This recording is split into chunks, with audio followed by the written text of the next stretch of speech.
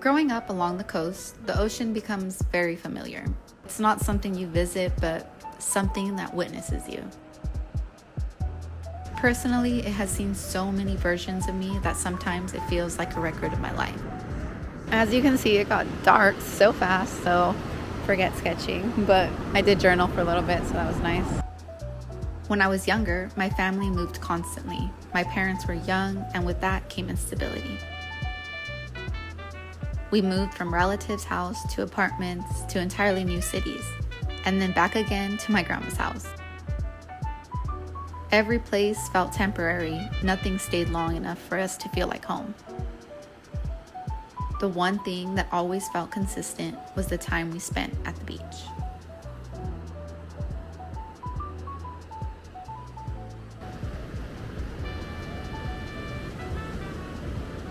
Let's go back to the car, I guess. So much for sketching today, but I did journal like a good 3 pages, so that was nice.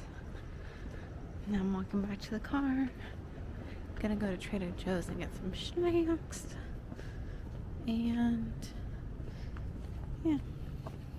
Jada turned 22 and we surprised her this morning with this cute little decoration. Hold on, let me turn the light on.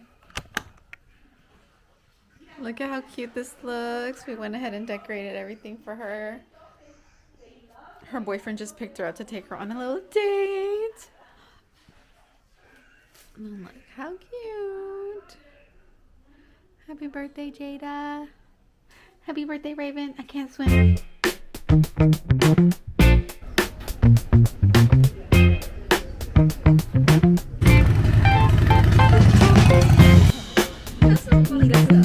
Wow. Happy birthday, Jada.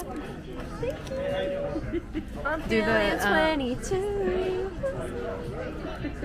Do on my face. Hi, Hina. Hi, Josiah. He was like, Papa licked him, and he was like,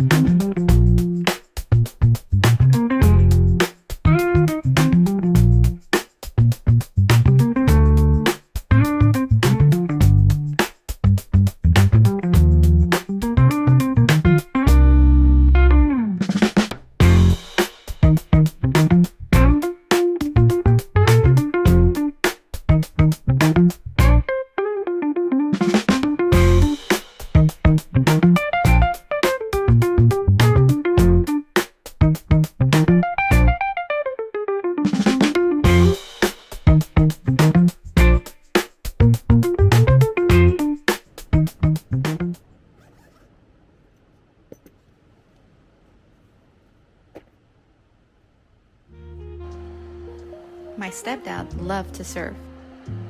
He loved the water in a way that felt almost necessary to him, almost like breathing. He used to say that being on land made him feel trapped, and my mom would joke that he was a fish, and most weekends we lived around that truth. We packed beach chairs and blankets, threw on our swimsuits, stopped by the store for sandwich supplies and chips, and drove down to the foggy marina beaches. Once we arrived, everything would fall into place. My stepdad went straight into the water, my mom walked for miles along the shoreline, and my sisters and I stayed behind, playing in the sand for hours. We would boogie board until we were exhausted. Then we would search for driftwood and build forts and little houses that felt permanent in the moment. We decorated them with shells and seaweed, marking them as our own. At home, we shared rooms and beds. Space was limited and privacy barely existed. But at the beach, we could build something as big as we wanted. We could spread out, we could claim a piece of land that felt like ours, and those hours felt like freedom.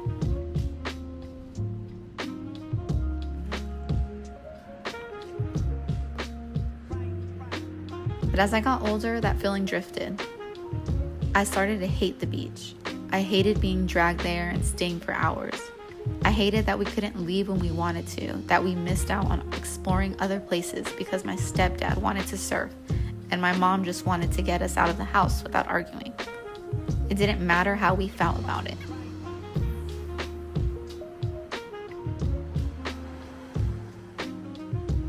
Looking back now, I don't think I hated the beach. I think I hated how much my stepdad loved the water.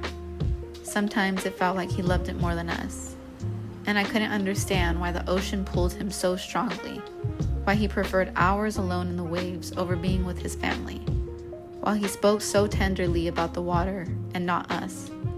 The drinking, the arguing, the distance, it all made me resent both him and the ocean for a long time.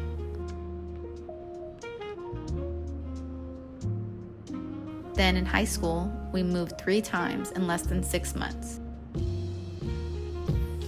It was the first and last time we lived far from the coast. And my mom was trying so hard to leave him, trying to start over. I think she was also trying to put as much distance as possible between herself and the one thing he loved most. We stayed in Bakersfield for 28 days.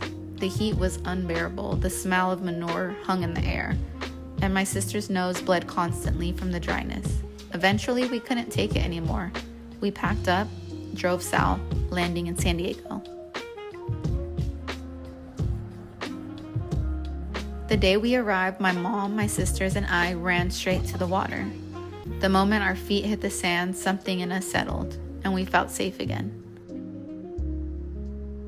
But that peace didn't last. He followed us to San Diego, and the cycle began again, only heavier this time, louder, more volatile, until eventually it broke, and he was gone. And the memories of that time began to feel like a nightmare we had finally woken up from. After that, the ocean changed roles in my life. It became a place I went to escape. I spent hours staring at the water, avoiding my mom and my sister's worried eyes. I skated along the beach late at night, smoked with friends, swam under the moon. I journaled for hours at sunset, asking myself how we got here and when everything shifted so quietly. At some point, I realized I was drowning.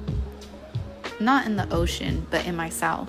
I wondered when I had become like the man I had despised for so long, using distraction, distance, and anger as a way to cope. Then came the wave that changed everything. The one God sent to remind me that I could still swim. One that pulled me away from everything I thought I needed and brought me back to shore. It didn't come gently, but it came with purpose. And now I'm here, 26 years old, sitting in the second half of my 20s. I've just graduated, and I find myself asking how I lost track of the dreams I once held so tightly, how anger distracted me for so long, how time passed without me noticing. I'm not where I thought I'd be at this age, but I've learned and I've healed.